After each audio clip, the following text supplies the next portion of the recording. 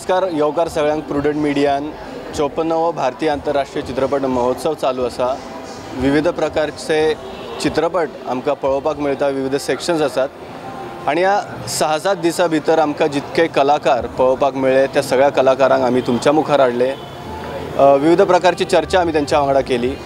But इफीन फक्त कलाकारच न्ही जाल्यार खूबशे पत्रकारय येतात आणि त्या वाठारांतल्या पेपरांनी ते बरयतात, त्यांचे विचार असतात जाल्यार फिल्मा विषयी ते बरयतात। इफी 54 वर्षाचा झालेला आहे। गोव्यात इफी 20 वर्ष झाली आपण पाहतोय आणि या इफीमध्ये गेली 10 वर्ष ज्येष्ठ पत्रकार मंदार कुलकर्णी येत आहेत। ते कशा प्रकारे हा इफी अनुभवत आहेत, त्यांच्या काय आठवणी आहेत, कशा प्रकारचा अनुभव आत्तापर्यंतच्या इफीचा राहिला आहे आणि खास करून या इफीचा सुद्धा कसा अनुभव आहे आपण थेट त्यांच्याकडून जाणून घेऊयात।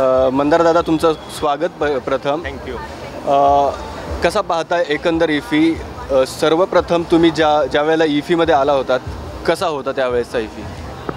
खरं तर तू म्हणलास इफ्फीचा हा जो प्रवास आहे तर इफ्फीबरोबर माझासुद्धा एक रसिक म्हणून पण प्रवास झालेला आहे आणि गेल्या 20 वर्षांमध्ये इफ्फी जसा प्रगल्भ झाला आहे तर असा रसिक म्हणून पण मी प्रगल्भ झालो का असा मी प्रश्न स्वतःला विचारतो आणि त्याचं उत्तर मला होकारार्थी मिळतं। म्हणजे अगदी मी पहिल्यांदा आलो होतो तेव्हा मी अगदी नवशिका पत्रकार होतो, मला कुठल्या गोष्टीची माहिती नव्हती आणि त्यावेळी सिनेमेसुद्धा इफ्फीमधल्या याचं सिनेमाची संख्या कमी होती, सिलेक्शन कमी होतं, इफ्फीमध्ये भाग घेणारे देश कमी होते।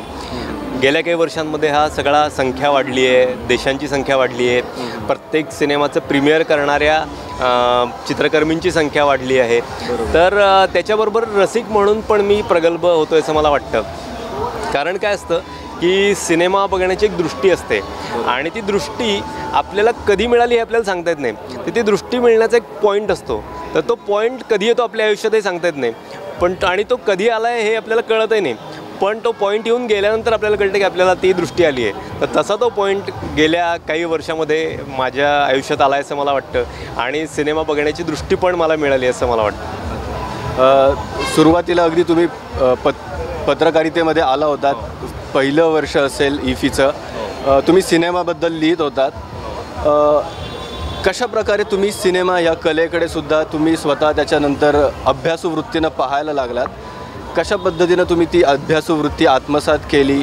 मग ती ॲप्रिसिएशन कोर्स असेल किंवा सिनेमाबद्दलचं ज्ञान असेल, हे कसं काय आत्मसात करण्याचा प्रयत्न केला? हे मला मुद्दाम सांगायला आवडेल की मी पहिल्या वर्षी किंवा पहिले 1-2 वर्ष आलो तेव्हा माझासुद्धा स्वतःचा ॲप्रोच अतिशय कॅज्युअल होता। म्हणजे इफ्फीमध्ये मजा असते, गोव्यामध्ये मजा असते असं दृष्टिकोन ठेवून मी आलो होतो आणि सिनेमा बघण्याकडं पण माझा दृष्टिकोन खूप कॅज्युअल होता।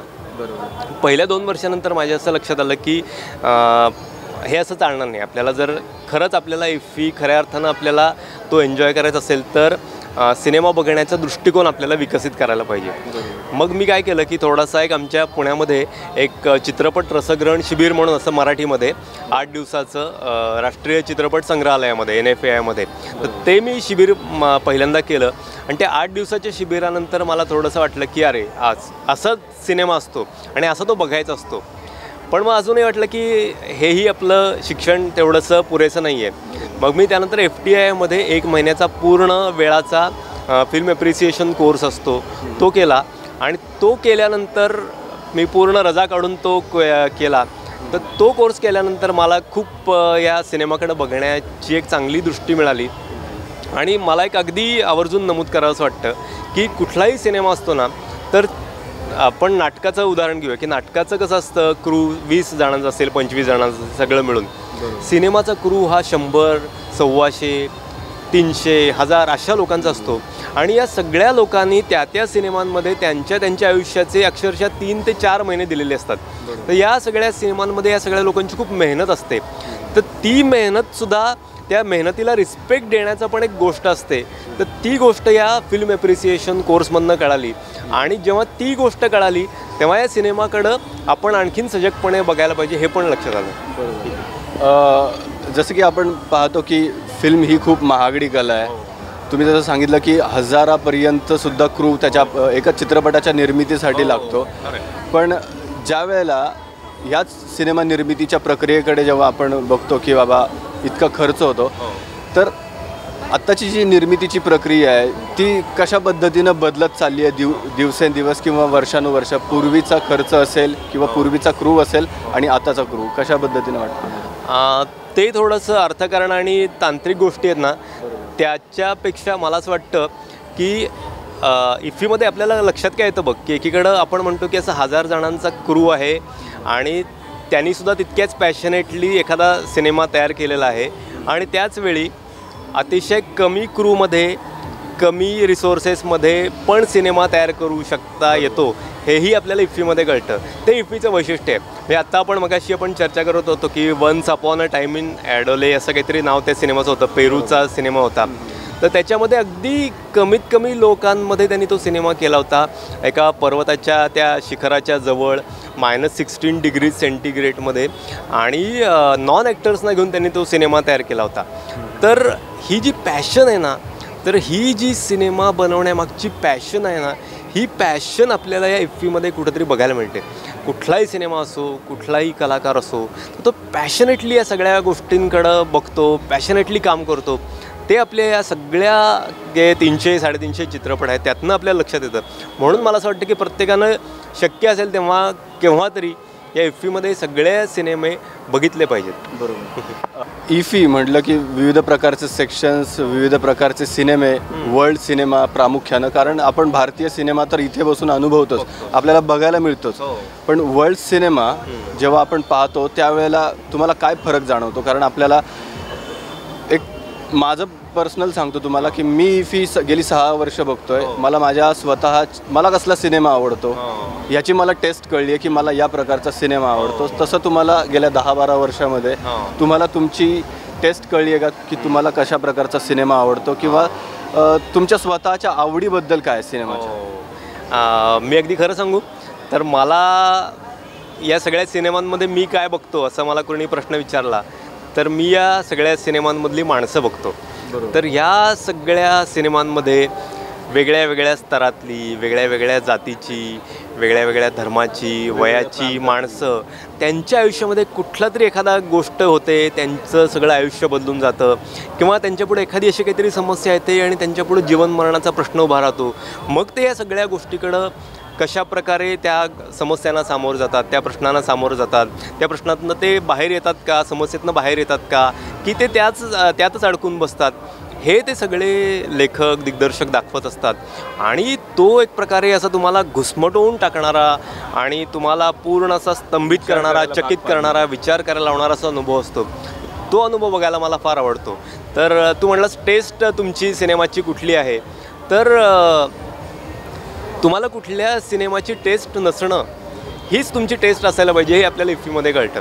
की तुम्ही कुठल्याही प्रकारचा सिनेमा कुठलीही इनहिबिशन्स न ठेवता, कुठलेही पूर्वग्रह न ठेवता अतिशय खुलेपणानं जर तो बघू शकलात आणि तितक्याच खुलेपणानं तो पचवू शकलात आणि त्यातल्या चांगल्या गोष्टी तुमच्या आयुष्यामध्ये जर तुम्ही सामावून घेऊ शकलात तर ते मला वाटते रसिक म्हणून तुमचं आणि रसिक म्हणून आणि माणूस म्हणून सुद्धा तुम्ही प्रगल्भ होत जाणं हे त्याचं तुम्हाला खरं गमक असं म्हणता येईल. बॅक टू बेसिक्स मी पुन्हा एक मागे जाऊन प्रश्न विचारतो. ज्यावेळेला तुम्ही इफ्फीमध्ये प्रथम आला असाल किंवा ज्यावेळेला तुमच्या मनात विचार आला असेल इफ्फीला येण्याचा, त्यावेळेला इफ्फीमध्ये एवढे वेगवेगळ्या प्रकारचे सेक्शन्स असतात. म्हणजे IC सेक्शन असेल, ICFT नंतर मिश्रित झाल्यानंतर आला, पण वेगवेगळ्या प्रकारचे सिनेमे, वेगवेगळ्या प्रकारचे सेक्शन्स किंवा इफ्फी कसा बघावा, इफ्फीमध्ये काय काय असतं बघण्यासारखं, कशा प्रकारचा सिनेमा आहे हे कधी कळलं तुम्हाला किंवा कसा होता त्यावेळची गोष्ट?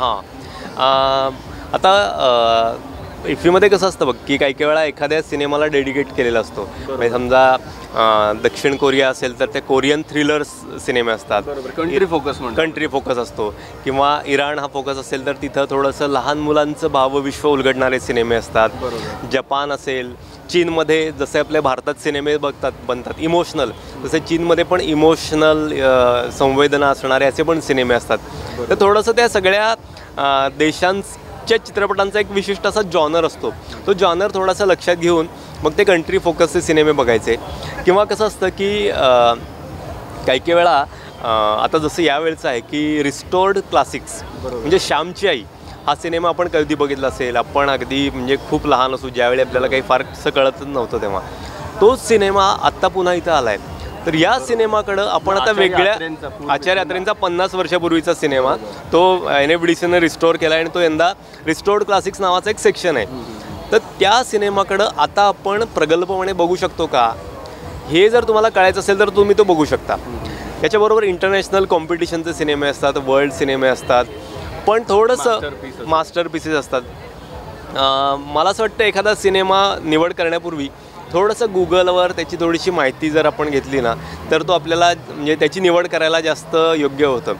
फक्त एवढंच नाही तर सिनेमा बघितल्यानंतरसुद्धा थोडंसं तुम्ही त्या आता समजा आता मी हा उदाहरण देतो पेरूच्या सिनेमाचं, इथलं कल्चर काय, इथली हिस्ट्री काय, जॉग्राफी काय, याच्याबद्दल आपल्याला काहीच माहिती नाही आहे. तर त्या पात्रांच्या बाबत काय घडलं हे आपल्याला लक्षात आलं, पण त्या पात्रांच्या बाबत अमुक का घडलं हे कळण्यासाठी थोडंसं आपल्याला त्या देशाची हिस्ट्री, थोडीशी बॅकग्राऊंड माहिती पाहिजे. तर ती थोडीशी सिनेमानंतर माहिती करून घेतली ना तर त्या सिनेमाबद्दलचा, त्या दिग्दर्शकाबद्दलचा, त्या कथेबद्दलचा आणि त्या माणसांबद्दलचा पण आदर आपला आणखी वाढतो, असं माझा वैयक्तिक अनुभव आहे. बरोबर. आता जसं की तुम्ही बाकीच्या सिनेमांचं सांगताय, बऱ्याच वेळेला आपल्या भारतीय फिल्म्समध्ये एक गोष्ट बघायला मिळत नाही, ती म्हणजे चित्रपटांमधली जी काही न्यूड सीन असतील, न्यूडिटी असेल किंवा सेक्शुअल सीन्स असतील, इफीतल्या ह्या सिनेमांमध्ये, खास करून वर्ल्ड सिनेमामध्ये खूप बघायला मिळते. म्हणजे अगदी एखादं जर विशिष्ट नाव वाटलं तर त्या सिनेमागृहाच्या बाहेर तुफान गर्दी लागलेली आपल्याला पाहायला मिळते.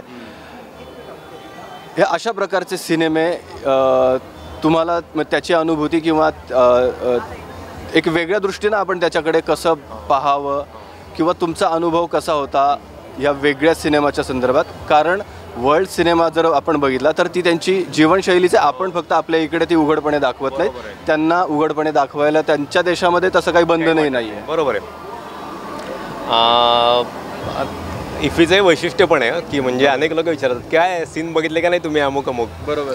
तर मला असं वाटतं की माणूस म्हणून तुम्ही कुठल्या तरी कंटेंटमुळे एक्साईट होणं तर ते तर अगदी नैसर्गिकच आहे, हो की नाही. तुम्ही एखादा सीन बघितल्यावर तुम्ही एक्साईट होऊ शकता, पण माणूस म्हणून तुम्ही ते एक्साईट होणं ही गोष्ट आणि प्लस ती गोष्ट बाजूला ठेवून ती गोष्ट जी कलाकार पात्र करतायत त्यांच्या आयुष्यामध्ये ती गोष्ट किती महत्त्वाची आहे हे पण तुम्ही एक रसिक म्हणून लक्षात घेतलं आणि थोडंसं समाज अभ्यासक म्हणून सुद्धा त्या गोष्टी लक्षात घेतल्या आणि दोन्हीमध्ये एक थीन लाईन आहे.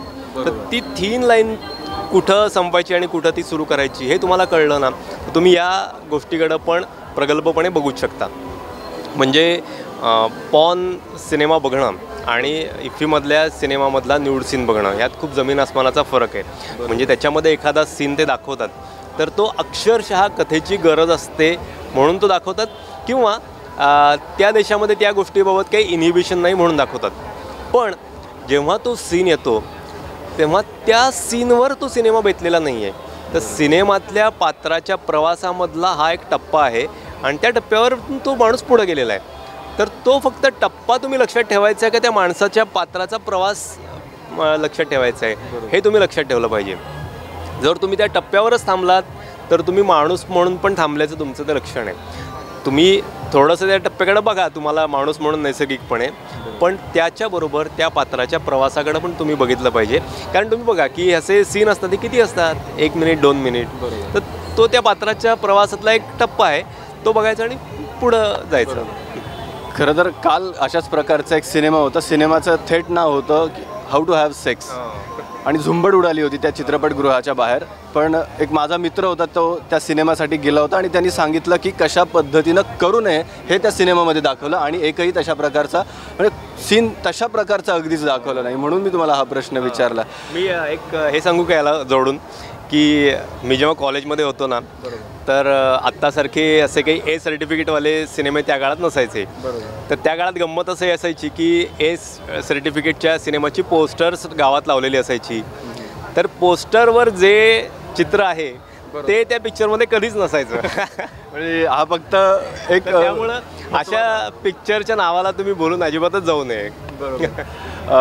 पुन्हा आणखी एक वेगळी गोष्ट इफीच्याच संदर्भातली, अजूनही भरपूर लोकांना म्हणजे ज्यांना खरंच सिनेमाच्या प्रती आवड आहे, शिकण्याची वृत्ती आहे, जिद्द आहे, त्यांना इफी पहिल्या वर्षात कळतो आणि दुसऱ्या वर्षापासून तो त्याच्या खऱ्या अर्थानं अनुभव घ्यायला लागतो.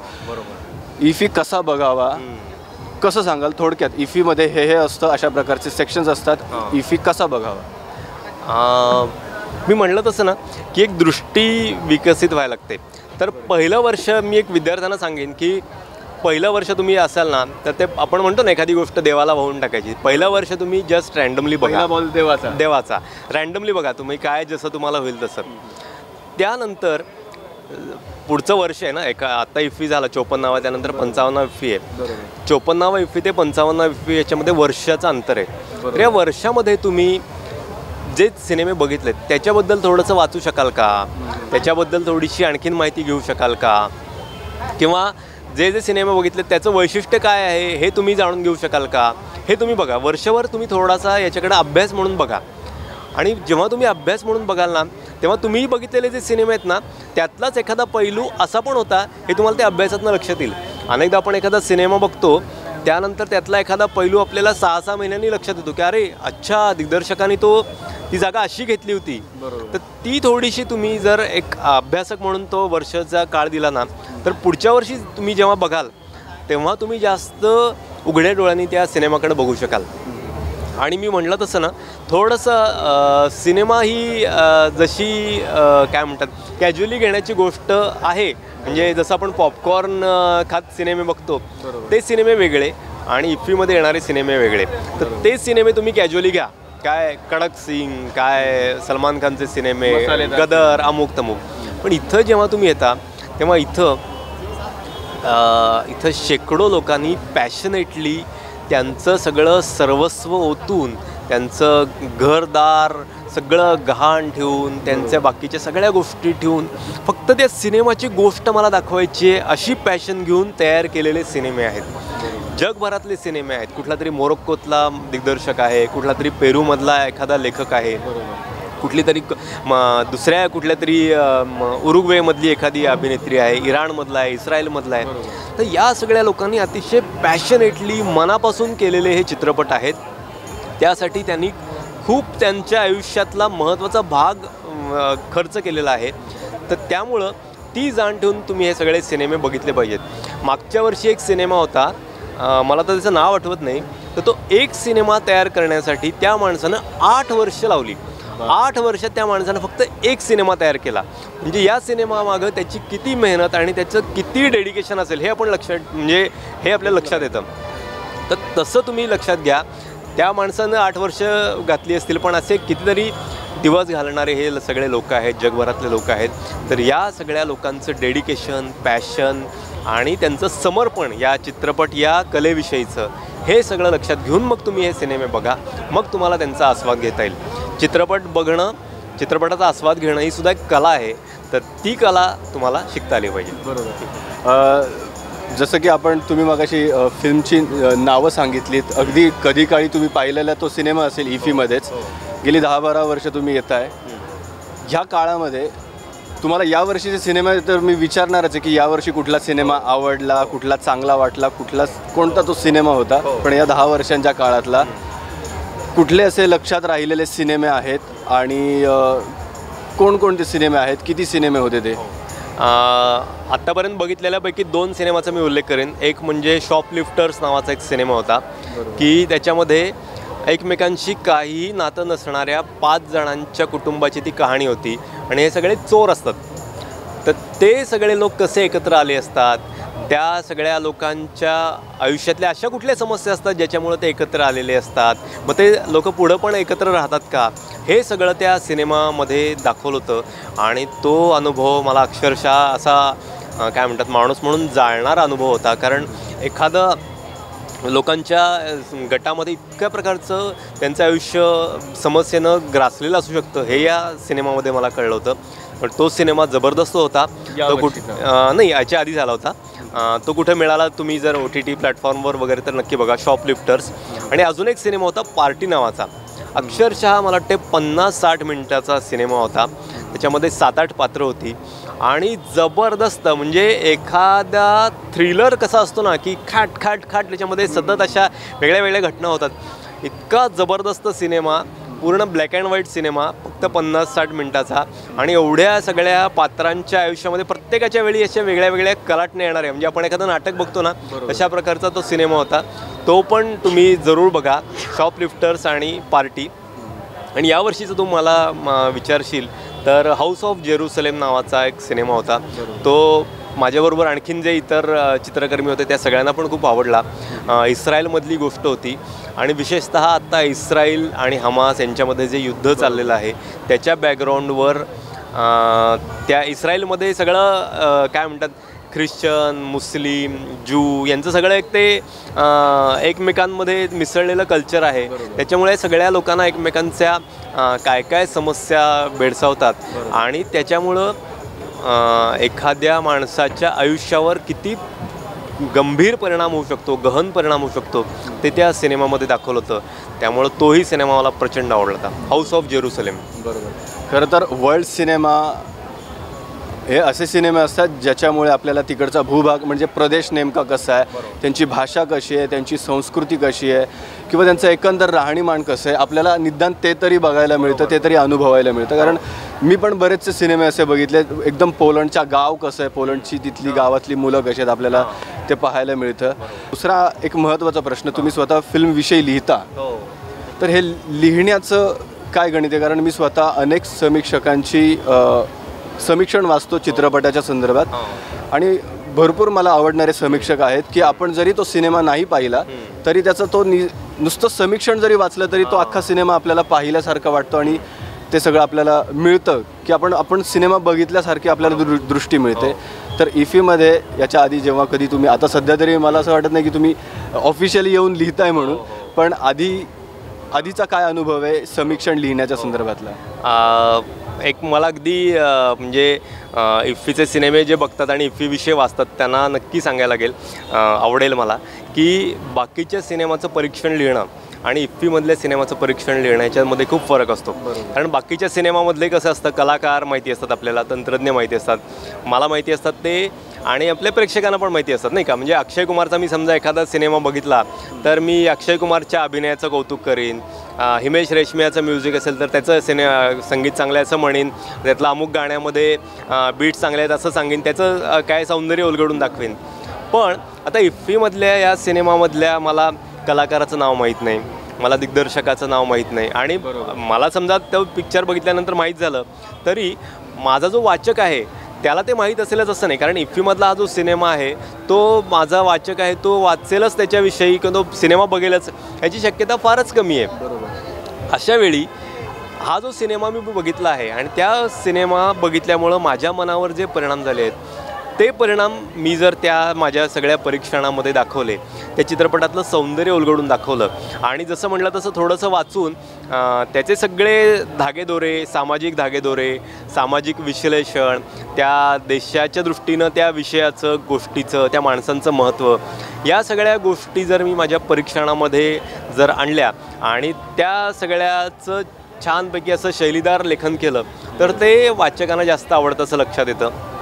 तर त्यामुळे तशा पद्धतीनं इफ्फीमधल्या सिनेमावर लिहिलं पाहिजे. दिग्दर्शकाच्या संदर्भात त्याची पूर्वीचे सिनेमे असतील, त्यांनी पूर्वीचं काय काम केलं आहे किंवा एखादा जर आता जसं तुम्ही पेरू सिनेमाचं सांगितलं तर तिकडचा भूभागाचं देखील तुम्ही सांगितलं की कशा पद्धतीचं वातावरण होतं, ते सुद्धा सर्च करून वगैरे ते त्याच्या संदर्भात अभ्यास केला तुम्ही तर थोडंसं तुम्हाला त्यातलं सौंदर्य आणखीन तुमच्या लक्षात येतं आणि मग ते सौंदर्य तुम्ही तुमच्या लेखनातनं उलगडून दाखवलं तर ते वाचकांना जास्त आवडतं. बरोबर. शेवटचा प्रश्न, 20 वर्ष इफी गोव्यात होतोय, तुम्ही गेली 10-12 वर्ष येत आहे,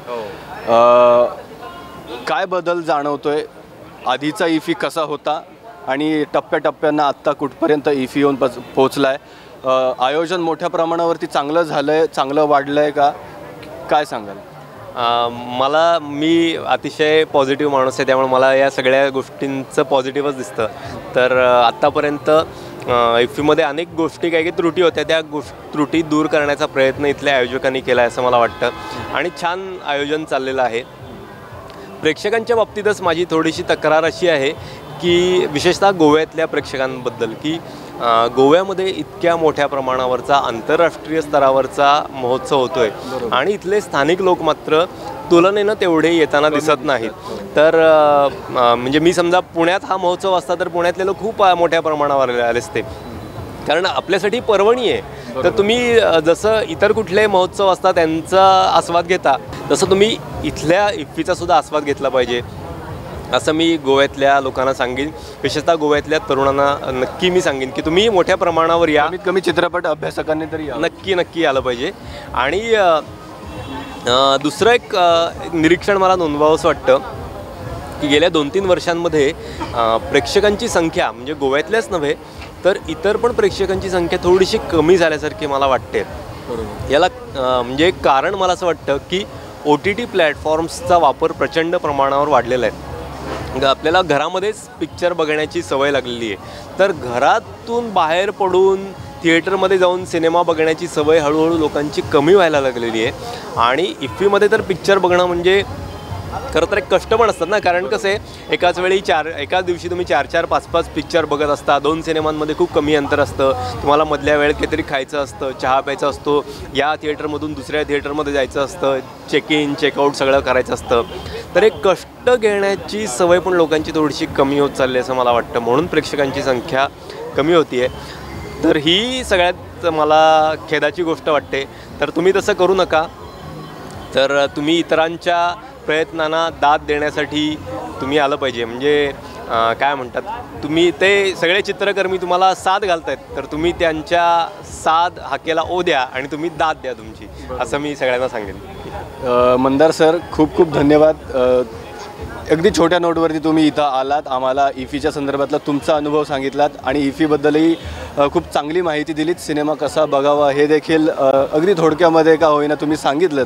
पुढच्या देखील तुम्ही जेव्हा इफ्फीला याल त्या गोष्टीसाठी देखील तुम्हाला शुभेच्छा आणि आम्हाला वेळ दिल्याबद्दल खूप खूप शुभेच्छा. धन्यवाद. थँक्यू.